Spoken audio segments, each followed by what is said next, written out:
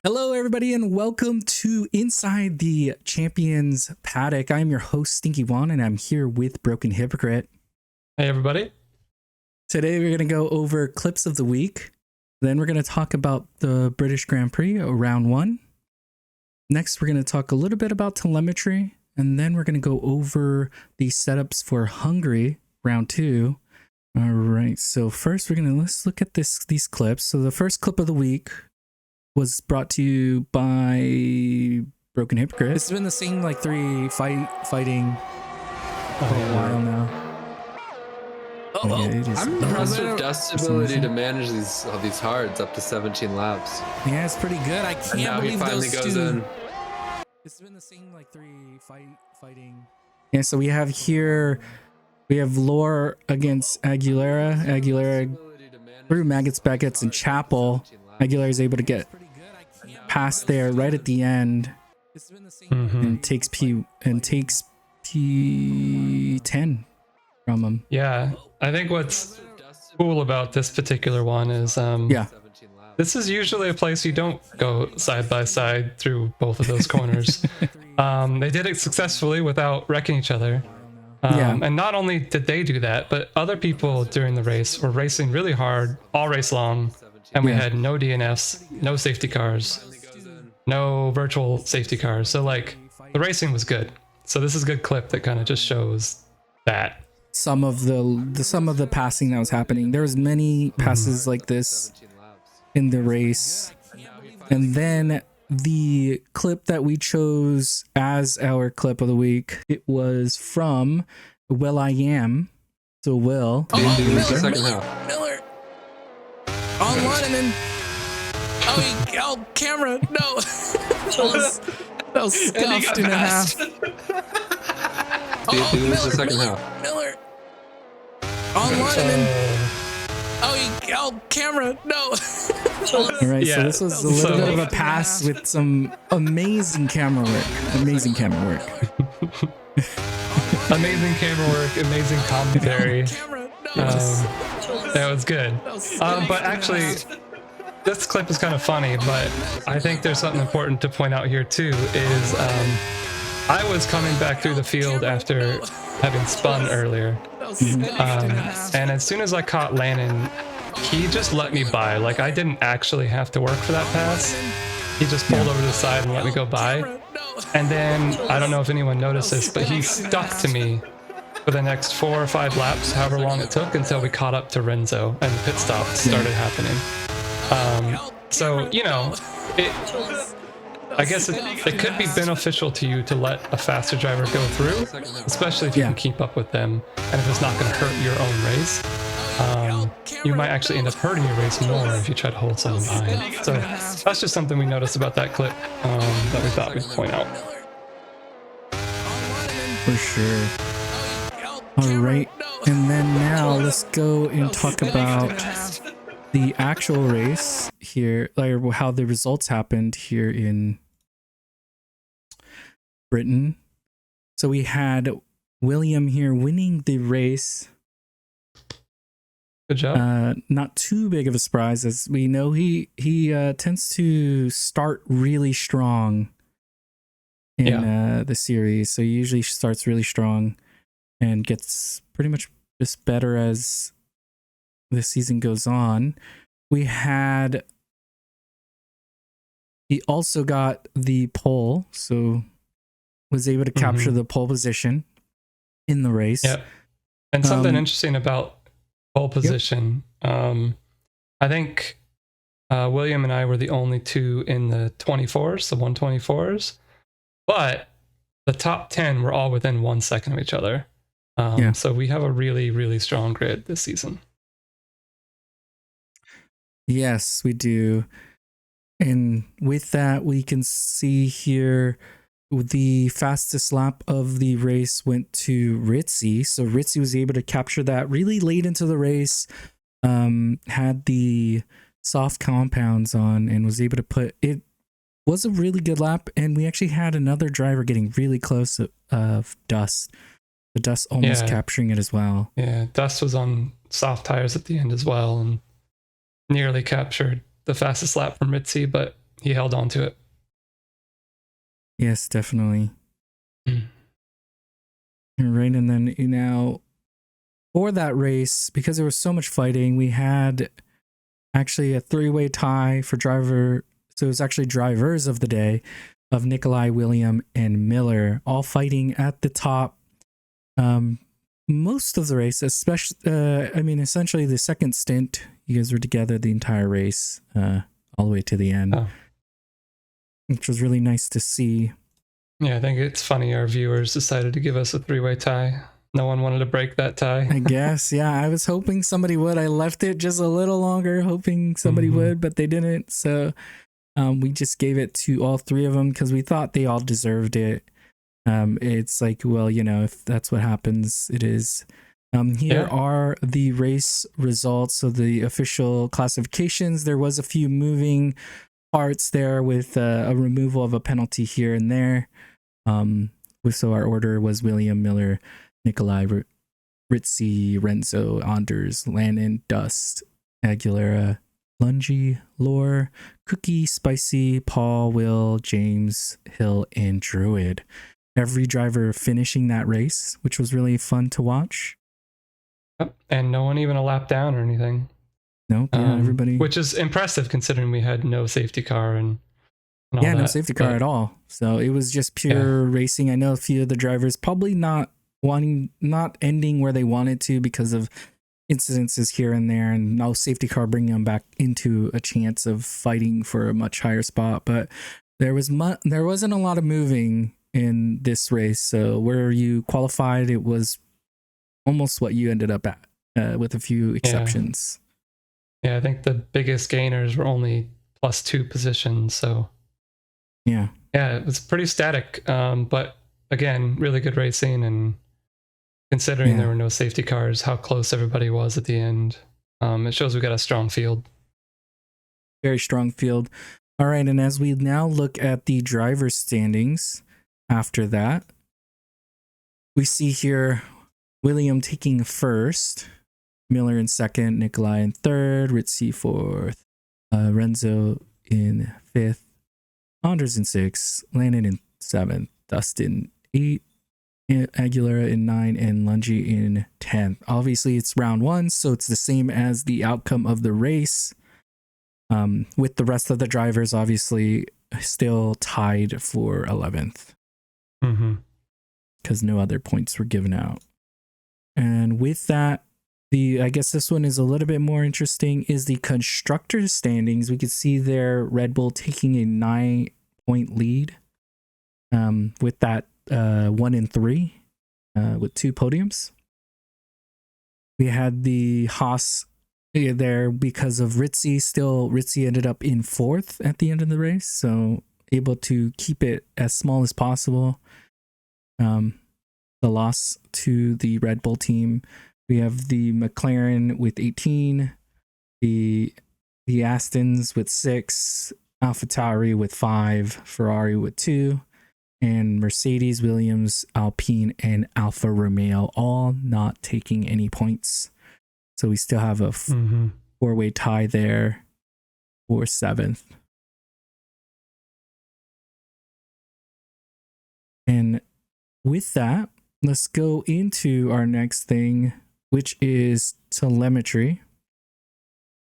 We do have telemetry information and how to set it up available for you. We have one for the engineer, and we also have one for the drivers. You can see that in the top right-hand corner.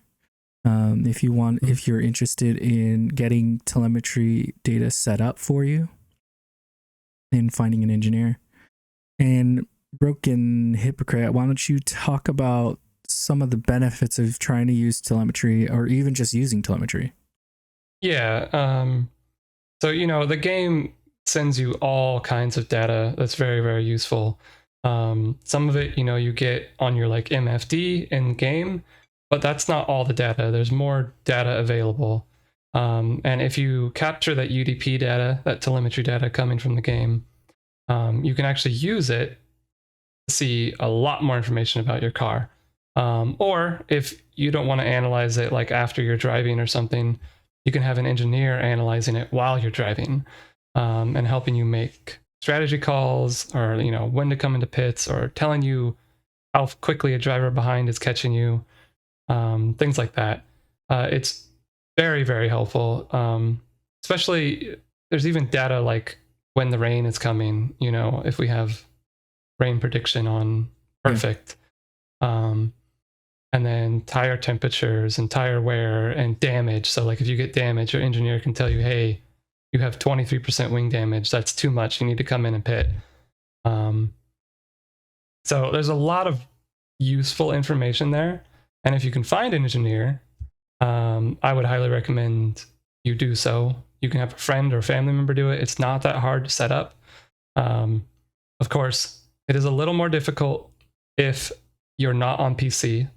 But if you have somebody living in the same house as you and you have a PC that you can run the telemetry on, you don't need to have a PC for your game. You can still capture it through your console to a PC in the same house. That's pretty simple. So it can be done. The videos that we shared up here tell you how to do that. And if you need extra help, we can help you with it. Also, if you're watching this video and you're not racing, but you want to engineer for a driver, or for a team, reach out to that team, reach out to that driver, reach out to us. We'll help you get set up. Yep. That's about it. Yeah, also, it doesn't require a lot of power to do. So you won't need like a crazy computer or anything like that to run it. Simple laptop is plenty. Yeah, it should be plenty. Yeah, here we go. Yeah. Okay, so I'm going to go over this pretty quickly. But this is a setup that should do really well in a race. It's not overly aggressive, but I think it's aggressive enough that it has enough pace. I might tweak this for myself to make it a little more aggressive, because I found in Silverstone I probably need to go a little more aggressive to beat William. So I might edit this a little bit, but let me tell you real quick down here what you can change if you need to make it less aggressive, or if you want to make it a little more aggressive. And by more aggressive, I mean a little more loose. So the rear end might come out a little bit, but it gets more rotation in the corners. Less aggressive will mean it's not as loose, but it's going to have a little bit more oversteer. It's going to tend to oversteer a little bit more, or sorry, understeer. It's going to like push a little more into the corners. But that is easier to control. And when you're comfortable with something, you drive faster. So if you're too loose, you might not drive very fast. So play with it and adjust it and see how it goes for you. But here at the wings, we'll just start with front arrow. I would recommend you keep it at 50 no matter what type of setup you want, because this track is tight and twisty and there's not very many long straights. So you need a lot of downforce. For the rear, I have it at 46. If you want to get a little more rotation of the car, make it a little more aggressive, you can take some aero out of the rear. So you can make it more like, I wouldn't go any lower than 42 probably. But yeah, 42, 44, somewhere in there to make it a little more aggressive. And if you're having trouble with the rear end stepping out a lot and you want to make it less aggressive, you can push it all the way up to 50. You'll still be quick enough on the straights. You're not going to get like passed by everybody really easily or anything. But it will give you more downforce and help with that. The differential here, I wouldn't probably change it very much. If you're finding that off throttle, your car is rotating too much, you could increase the off throttle differential a little bit. You can go all the way up to 55, but I wouldn't go more than like 51, maybe 53 at most. But play with that as you're trying to balance the car while you're practicing and everything. Okay, so the suspension geometry here, you probably don't want to change this too much. The only thing you might want to change is the rear toe. Right now I added a little bit. I usually keep it minimum because it's best for tire wear. But here I added a little bit because it actually adds a little bit of stability to the car, which with a loose setup is important to add that especially with these tight, twisty turns. So if you're having a problem with tire wear and you've got a lot of downforce already on the car, you can take that down to minimum. Otherwise, I'd leave it where it is. And then suspension here, this is actually pretty soft suspension. And I did that because the curbs are very tall and pretty aggressive, especially the ones that you're most likely to hit, like through the chicane in Sector 2. Yeah, it's pretty hard on the car if you have it too stiff. But the car's going to be a little more lazy with this setup here, where it's a little bit soft. So if it feels too lazy for you, you can turn up some of those settings a little bit. I personally wouldn't touch the rear suspension much, but the front you might want to make a little more firm. I'm probably going to make it a little more firm in my settings. The front anti-roll bar too, I will add a few ticks, but not a lot. And then for brake pressure, same as I said last week, you want to go anywhere from like 54, more towards the rear, all the way to like 58 more towards the front, if you're locking the rears. But here you will be doing a lot of trail braking, so you want to be closer to 55, 54 if you don't lock the rears. But again, if you're locking the rears, move that more towards the front. And then tire pressures, I think these tire pressures are good. Of course, if you're changing all these settings around, you might want to play with those tire pressures a little bit, because it might adjust how your car heats up the tires. So right now, if you're running this exact setup, these pressures are good. It's going to give you really even heating of your tires and not overheat them. Because if you overheat them, you're going to get a lot of understeer, and you do not want that. So if you find that your tires are overheating, just move that pressures down a little bit. And that should be all. If you need any help with your setup, go ahead and reach out to me. I'm more than happy to help you. But this should be a good baseline, and all those tips will help. Just make sure you practice with it a little bit, because then you'll know if it's too loose or not loose enough, not aggressive enough. Yeah. Do you have one extra tip about the track in particular with Hungary? Be patient. Okay. And when I say patient, I mean in like every aspect. While you're trying to pass somebody, while you're using your ERS, like if you're using your ERS but you're behind somebody and there's no way for you to make a pass, why are you using your ERS? Okay. So things like that. Just be patient. The race is a long one. People do hit those curbs and have trouble. So wait for that to happen before you make a pass, maybe. And also your strategy for your pit stop could be really, really important here. Are you going to overcut or undercut your competition? What tires are you going to use? So think about those things, and just while you're racing, be patient. And you're saying this because the difficulty of passing on this track in particular is a little bit on the more difficult side than difficult some of the and other dangerous. Dangerous, yeah. Because it's so tight. If you're going for a pass and the other driver doesn't leave quite enough room, or you overcook it a little bit, you might ruin both of your races, or the other driver might ruin your race. And yeah, you don't want that. So be patient so you can score as many points as possible. Okay. Yeah, I like that one. I like that one. Yeah. I think that's it for Hungary Setup. And I mean, we've already talked a little bit about the track. It's a good one. I think we'll have good racing there. Next week, we're going to be going over the Hungary race. We'll be looking at the clips from that race again. So please, if you want to clip anything from that race, if you find something that's really entertaining, feel free to clip it and send it to us, because that will be an extra drawing into the end of the season raffle, I guess you would call it, right? Yeah. So we're doing the video clip award drawing. Yes. And at the end of the season, we're going to draw names like out of a hat, basically. And in order to get your name in that hat, you need to submit video clips. So every week after the race, Watch the live race back, clip video clips from it and submit it in Discord. And when you do that, you automatically, just by entering within the first 24 hours of the end of the race, you automatically get 1 entry into the drawing.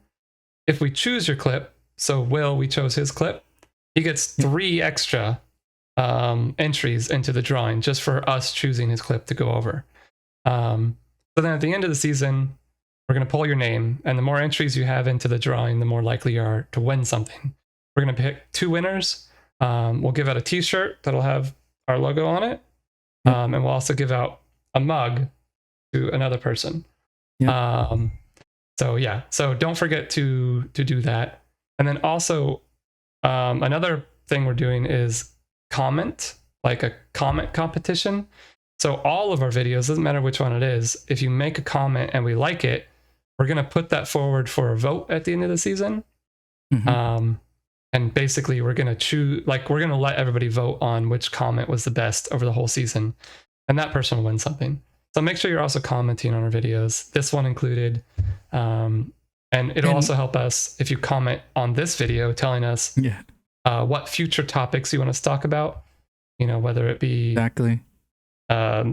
race strategy or race management, racing techniques, anything you want, let us know.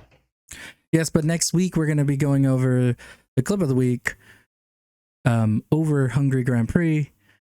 Then we'll go and talk a little bit about ERS management in a race. And then we will talk about our upcoming race and the setup for it, which will be Spa. I was your host, Stinky One. This was Inside the Champions Paddock, and I was here with Broken Hypocrite. See you guys all later. And we'll see you all next time. And he got passed.